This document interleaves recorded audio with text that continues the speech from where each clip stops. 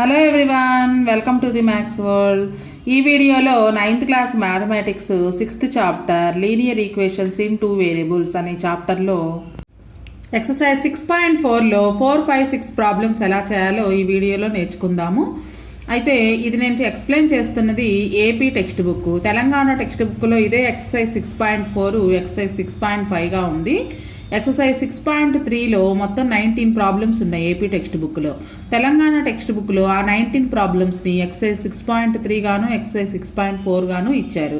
So ఇవే problems అనమాట, ఎక్సర్సైజెసే మారాయి. పేజ్ నెంబర్స్ చూసినట్లయితే ఇప్పుడు నేను చెప్పేది page number 147 exercise 6.4 in Telangana text book exercise 6.5గా ఉన్నది ఇది. సో అన్నీ కూడా same problems. First 4th problem చూద్దాము. Write the equation of the line parallel to x axis and passing through the point అని ఇక్కడ మనకు 4 పాయింట్స్ ఇచ్చారు. ఇటువంటిదే 5th ప్రాబ్లం కూడా. Write the equation of the line parallel to y axis and passing through the points అని ఈ 4 points ఇచ్చారు. So ఈ 2 ప్రాబ్లమ్స్ చేయడానికి మనకు పేజ్ నెంబర్ 1.5లో డూ దిస్ ఎలా చేయాలో చెప్పాను. దాని కింద డూ దిస్ కింద 2 పాయింట్స్ ఉన్నాయి. ఆ పాయింట్స్ కనుక నేర్చుకున్నట్లయితే ఈ 2 ప్రాబ్లమ్స్ ఈజీగా చేయొచ్చు. పేజ్ నెంబర్ 145లో డూ దిస్ ఈ ప్రాబ్లమ్స్ అన్నీ కూడా ఎలా చేయాలో ఎక్స్ప్లెయిన్ చేశాను. ఈ డూ దిస్ కింద ఈ గ్రాఫ్స్ నుంచి మనం చూసినటువంటి అబ్జర్వేషన్స్ 2 ఉన్నాయన్నమాట. ఇప్పుడు ఈ అబ్జర్వేషన్స్ నుంచే ఇప్పుడు మనం ఎక్సర్సైజ్ 6.4లో 4, 5 ప్రాబ్లమ్స్ చేస్తాం. The graph of x is equal to k is a line parallel to y-axis at a distance of k units and passing through the point k, 0. అంటే y-axisకి ప్యారలల్గా ఉండేటువంటి ఈక్వేషన్ ఎలా ఉంటుందంటే x is equal to k ఫామ్లో ఉంటుంది. ఆ point వచ్చేటికి k, 0 ఫామ్లో ఉంటుంది. The graph of y is equal to k is a line parallel to x-axis at a distance of k units and passing through the point 0, k. So x యాక్సిస్కి ప్యారలల్గా ఉండే equation y is equal to k ఫామ్లో ఉంటుంది. Point వచ్చేటప్పటికి 0, k రూపంలో ఉంటుంది అనమాట. ఈ 2 పాయింట్స్ యూజ్ చేసుకుని 4, 5 ప్రాబ్లమ్స్ చేస్తాం. First of all given point రాసుకుందాము. First point the given point is 0, -3. ఇప్పుడే మనం చెప్పుకున్నాము ఎక్స్ యాక్సిస్కి ప్యారలల్గా ఉండేటువంటి ఈక్వేషన్. The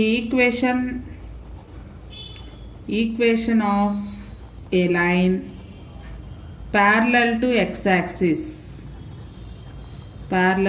x-axis is y is equal to k ఈ ఫామ్లో ఉంటుందన్నమాట. అంటే మనకి ఇచ్చిన పాయింట్లో y కోఆర్డినేట్ని తీసుకుంటాం అన్నమాట. k బదులుగా y కోఆర్డినేట్ని తీసుకుంటాం. So required equation is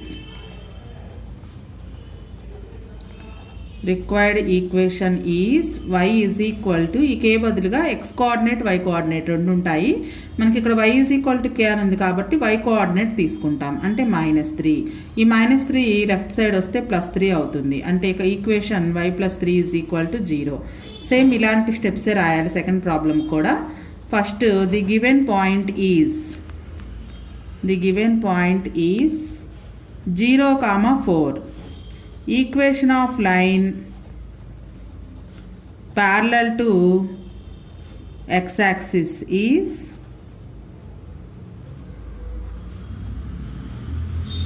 y is equal to k.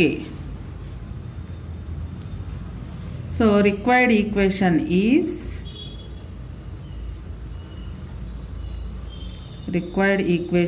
is y is equal to y coordinate 4 ఉంది ఇక్కడ మనకి. సో 4 మనకి లెఫ్ట్ సైడ్ వస్తే -4 అవుతుంది. y -4 is equal to 0. ఇది కావాల్సినటువంటి ఈక్వేషన్. నెక్స్ట్ థర్డ్ది the given point is 2, -5. So equation of a line parallel to x axis is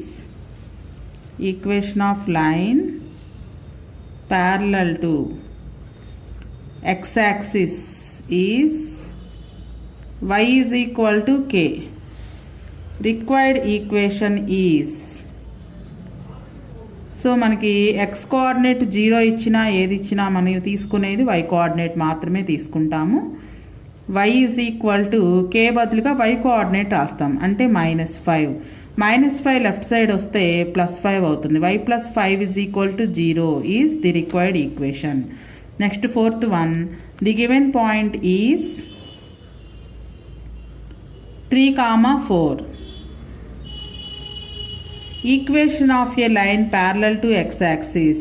Equation of a line parallel to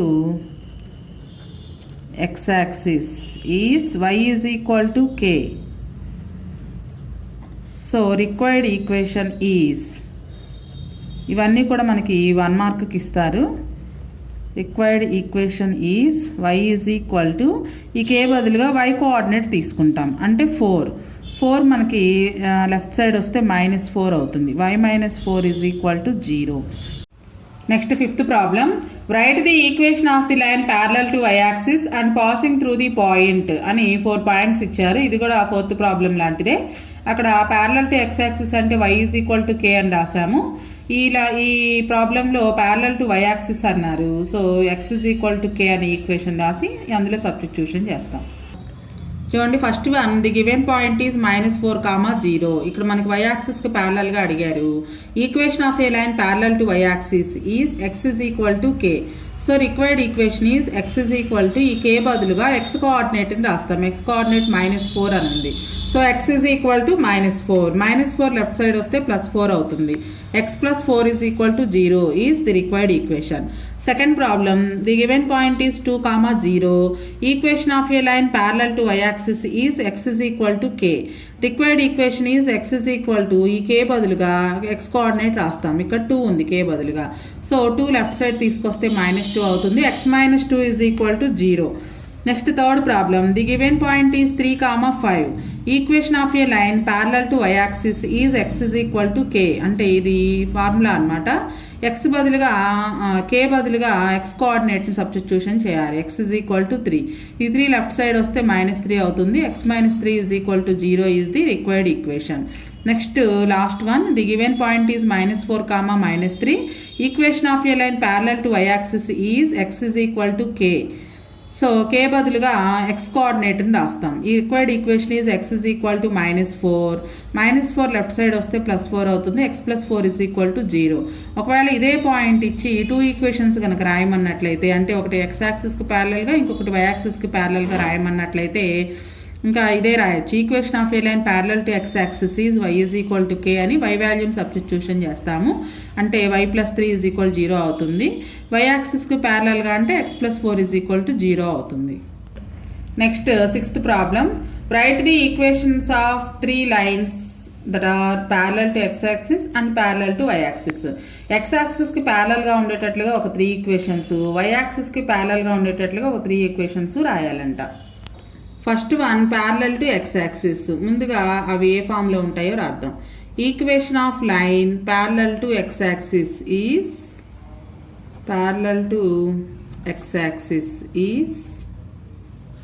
y is equal to k. ఈ ఫామ్లో ఉంటాయన్నమాట. So k బదులుగా మనం a constant అయినా తీసుకోవచ్చు.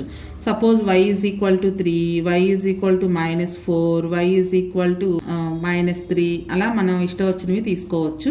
వీటిని equation ఫామ్లో రాస్తే 3 లెఫ్ట్ సైడ్ వస్తే -3 అవుతుంది. అలానే y + 4 is equal to 0, y + 3 is equal to 0, y - 1 is equal to 0. ఈ ఫామ్లో ఉంటాయన్నమాట ప్యారలల్ టు x యాక్సిస్. అలానే second one, parallel to y axis అని అడిగారు. Parallel to y axis. So equation of a line parallel to y axis is,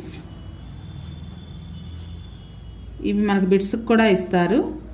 x is equal to k ఈ ఫామ్లో ఉంటాయి. So x is equal to 2, x is equal to 3, x is equal to -4, x is equal to -5 ఇలా రాసుకోవచ్చు. మనం equation రాసినట్లయితే left side వస్తే -2 అవుతుంది. అలానే x - 3 is equal to 0. ఈ -4 లెఫ్ట్ సైడ్ వస్తే +4 అవుతుంది. x + 4 is equal to 0, x + 5 is equal to 0. ఈ ఫామ్లో ఉంటాయన్నమాట y యాక్సిస్కి ప్యారలల్గా ఉండేవి. అలాగే మనకు ఒక 2 ఇంపార్టెంట్ బిట్స్ ఉన్నాయి, అవి కూడా చూద్దాం. ఇప్పుడు మనం నేర్చుకున్న పాయింట్స్ అనేవి వాట్ వీ హ్యావ్ డిస్కస్డ్ అనే దాంట్లో ఉన్నాయి. The graph of a line parallel to y axis at distance of k units and passing through the point k, 0 is x is equal to k. అలాగే the graph of y is equal to k అంటే y is equal to 3 y is equal 4 అట్లాంటి వాటికి ఈ graph గీసినట్లయితే అవి x యాక్సిస్కి ప్యారలల్గా వస్తాయి. మనం ఆల్రెడీ 6.4లో 6.4 కంటే ముందు డూ దిస్ ప్రాబ్లమ్స్లో చేసాము.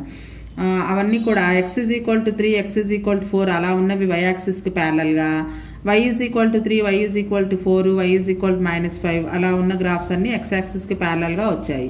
అలా కాకుండా equation of x axis parallel కాకుండా అసలు ఈక్వేషన్ ఆఫ్ x యాక్సిస్ అని అడిగినట్లయితే y ఈజ్ ఈక్వల్ టు 0 అంటే ఈ x యాక్సిస్ మీద ఉండే పాయింట్స్కి y కోఆర్డినేట్ 0గా ఉంటుందన్నమాట. అంటే ఇలా ఉంటాయి అవి పాయింట్స్.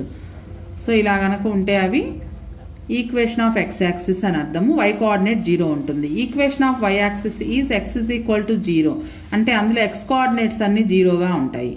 ఇది మనం గుర్తుంచుకోవాల్సింది వెరీ వెరీ ఇంపార్టెంట్ బిట్ ఇది. ఇలా ఉన్నట్లయితే అవి equation of y axis, x coordinates అన్నీ కూడా 0గా ఉంటాయి. సో ఇంతటితో ఈ చాప్టర్ అనేది కంప్లీట్ అయిపోయింది. Telangana text book, AP text book రెండు సేమ్గా ఉన్నాయి. ఒక్క 6.3 మాత్రం మొత్తం 19 ప్రాబ్లమ్స్ ఒకే ఎక్సర్సైజ్లో ఇచ్చారు ఏపీ టెక్స్ట్ బుక్లో. అవే 19 ప్రాబ్లమ్స్ని 2 ఎక్సర్సైజ్గా డివైడ్ చేసి 6.3 అండ్ 6.4గా ఇచ్చారనమాట తెలంగాణ టెక్స్ట్ బుక్లో. అలానే తెలంగాణ టెక్స్ట్ బుక్లో ఎక్సర్సైజ్ 6.5, ఏపీ టెక్స్ట్ బుక్లో ఎక్సర్సైజ్ 6.4 రెండు ఒకటే. సో మీరు ఎక్సర్సైజ్ 6.5 చెప్పలేదు అని మాత్రం కామెంట్ బాక్స్లో అడగద్దు.